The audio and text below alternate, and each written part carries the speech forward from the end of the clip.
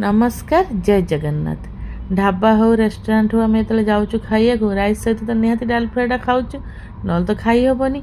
आ जो डाल फ्राए को आम दे केते टंका आसचु 200 टंका कि 250 टंका जहाँ भ्यारी करुच्ची रेस्टोरेंट अनुसार।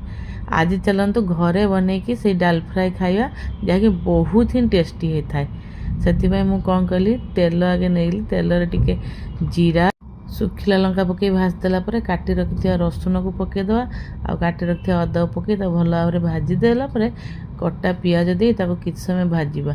पियाज भल भाव में भाजी है टिके राग पाई काटिक रखि कंचा लंका देची हेंगू टिके पकईची टेस्ट पाई आ पियाज भल भाव में भाजी हो सारापर टमाटो दबा।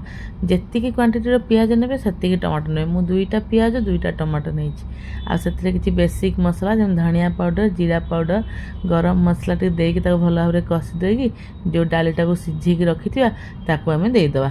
डाली पकईदेला डाली फुटीगला से कस्तूरी मेथी को पकईदबा आ कस्तूरी मेथी से फुटीगला लास्ट को ताऊपर धनिया पत्र को छेचिकी फोपाड़ी की पकईदे रेडी हो ढाबा स्टाइल डाल फ्राए जहाँ केवल देखो पियाज टमाटो डाली को लेकिन कि एथर रेस्टोरेंट 200 टंकार डाल फ्राए खाइबार ना घरे बसिकी डाल फ्राए एंजॉय करिवार अछि।